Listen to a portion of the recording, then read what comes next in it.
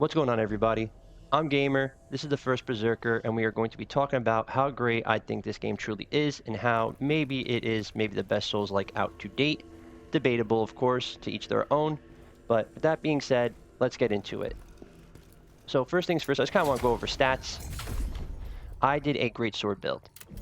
So what that means is my main stat was strength, endurance so I can swing the great sword around, and of course health. Now, if you're running with a spear or a dual wield, there are only 3 options in this game. You're also going to be focusing on willpower and proficiency, but with the greatsword, you really only need to focus on strength, which is your main stat for attack damage, and you can see additional stats below, stamina damage increase and things of that nature, and what affects what. But for greatsword, you're really going to be focusing on these 3. So 70, 60, 50, you're roughly going to end around level 140, 160 on the main playthrough, depending on how much you die, how much of your Lacrima and or Ergo, if you're playing Lies of P, that you lose and or get back. So that's just our stats here. Just wanted to display that and kind of what you need to focus on depending on your build.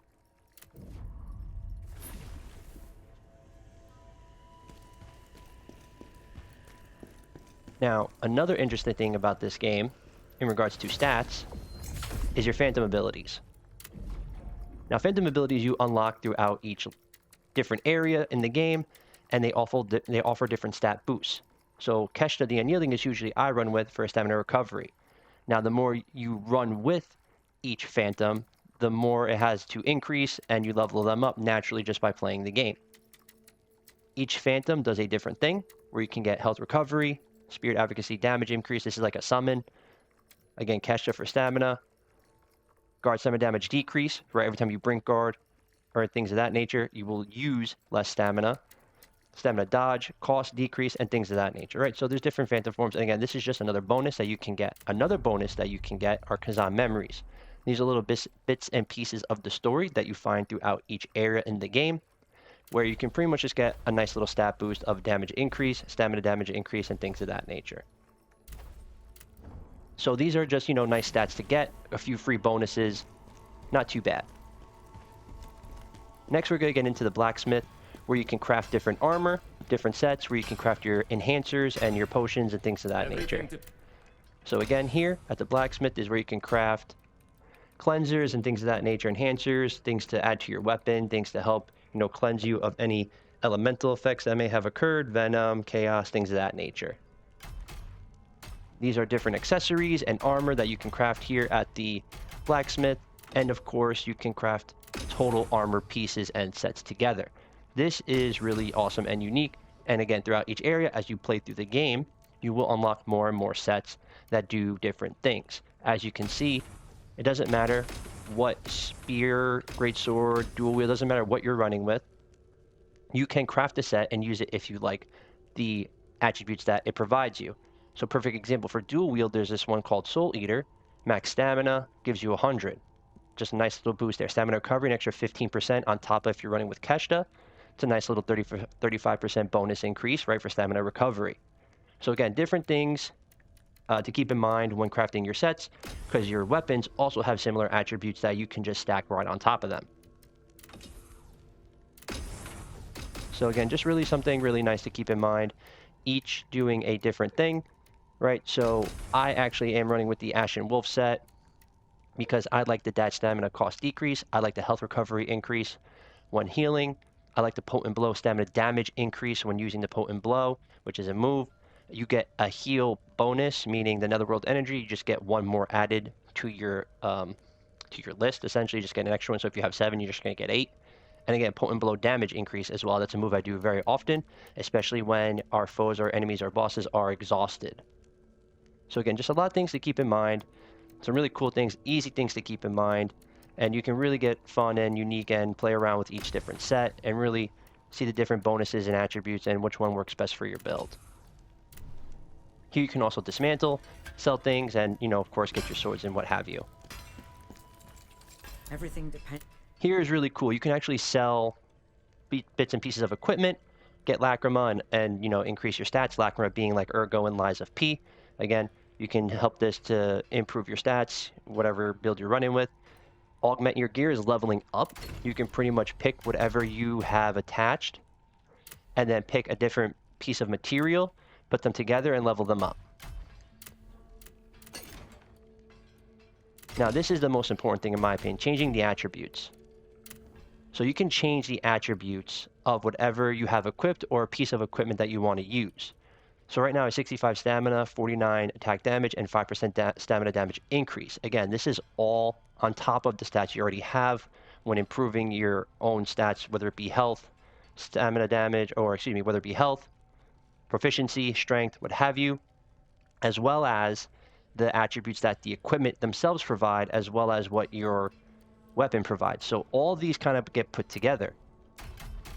Right, look at my stats here: max health, defense, max stamina, 138, 181, 77. These are just added on bonuses to what I already have set. And then again, on top of that, my sword that I have equipped, attack damage, max stamina on top of that. So 65 plus 77, I just got that boost on top of whatever my stamina stats already provide. So again, really unique. Everything can be really nicely stacked on top of each other. And definitely something to keep in mind, because depending on your build or the boss or whatever you're struggling with, you can come here, change the stats of whatever you want to use, and really try to make the build unique and to your own liking. So we got over stats and weapons. The next thing I want to do is go over the skills, since the skills go hand in hand with the weapons.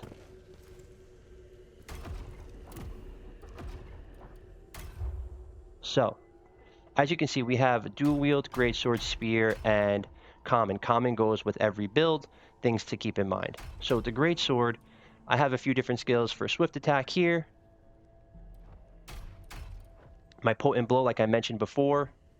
These are moves that I usually use when the enemy is exhausted or the boss is exhausted, or I'm in a rut, you're out of stamina, because these spirit skills that they call them do not use any stamina.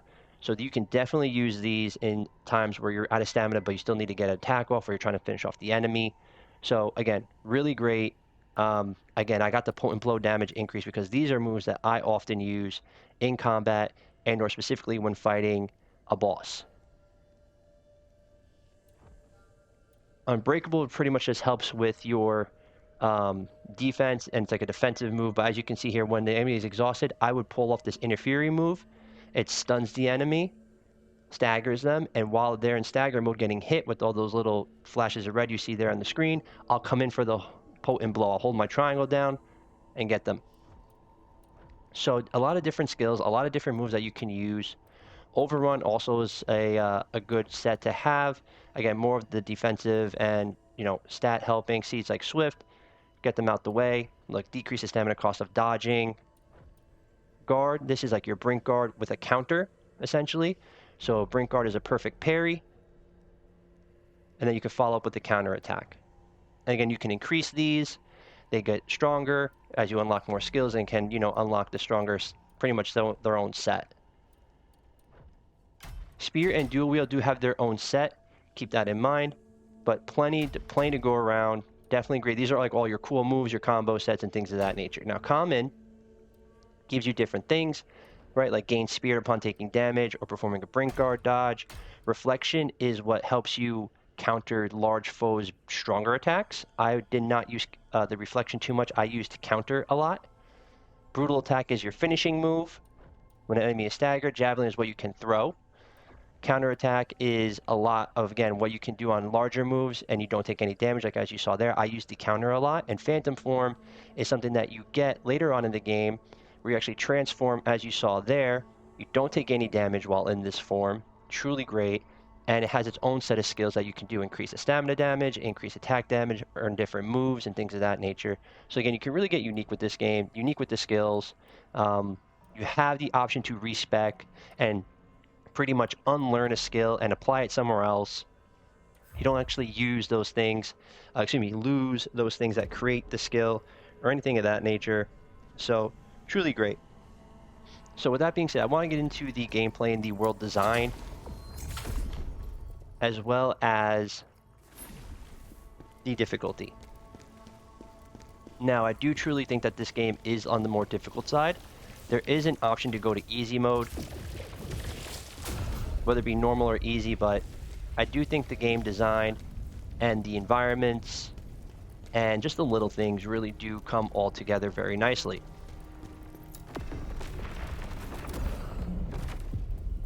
So we're just gonna go, let's go here.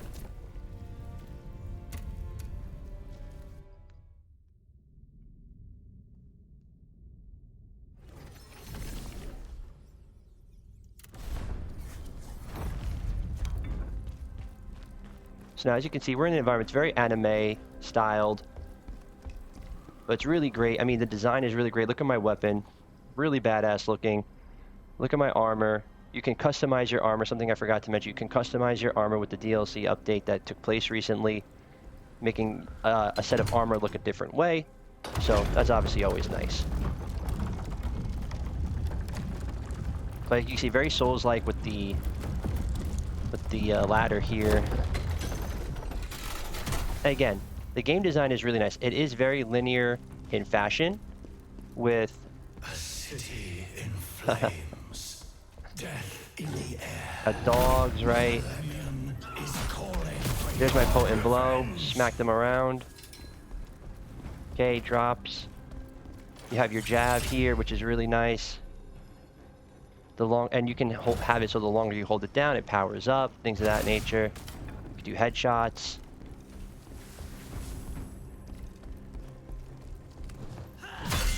There, I perform my brink guard with the follow-up. So as you can see, cool combat, cool counter. Let's see what this guy can do. Again, you saw my cool counter there. Game design is really nice. The worlds are really nice. Hidden things here and there. I do think that the design of the world is good. Again, it is very linear in fashion, but each area that you go to is large enough where it doesn't feel linear. It's very streamlined, again, but it is a good streamline in the sense of each area you really truly explore a lot. There's enough to explore where you don't feel like, oh, you're just going from one realm to the next, to the next, to the next. Each area is fairly large and will take you some time to get through.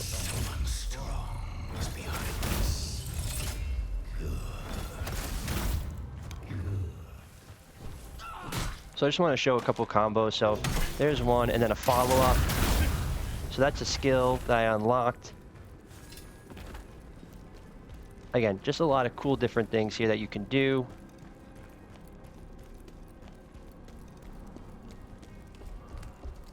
This is a spirit that you can fight.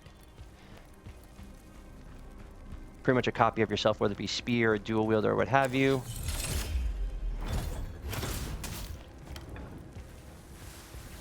And let's see if I can do a different spear. Oh.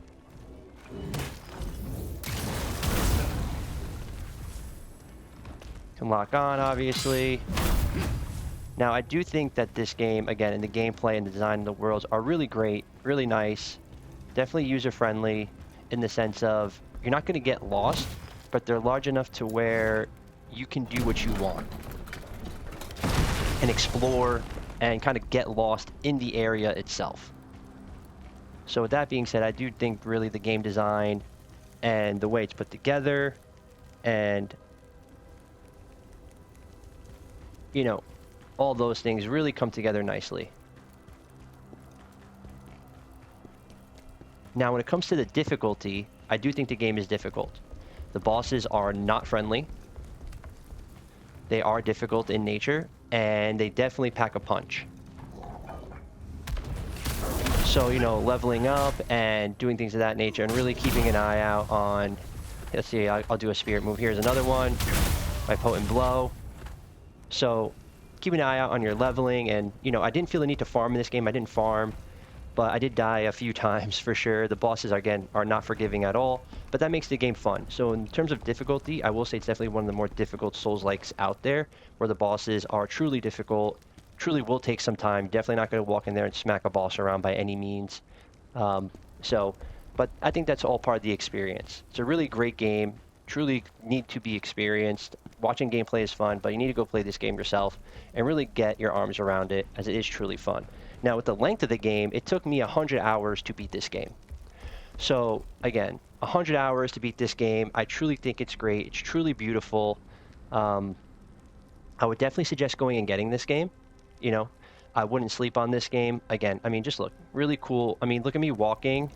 And then watch my feet. He like fixes himself into a power stance here, just as little things, you know? So with that being said, my final thoughts are you really need to go get this game and experience it for yourself. Again, it is a difficult game. There is an easy mode. I don't think the easy mode is needed. I think as you progress throughout the game, you'll get better and better and better, especially as you unlock more skills and things of that nature. You can really toy around with it. There's a lot of different ways to stack your stats between the weapons, the armor, the attributes, your own stats. So I really do think you should go and get this game. Go play this game. It's a lengthy game. Definitely worth playing. Definitely worth taking the time to get into and learn. And with that being said, you know, I'm your working gamer. Please like and subscribe. And I hope you all go get this game and enjoy.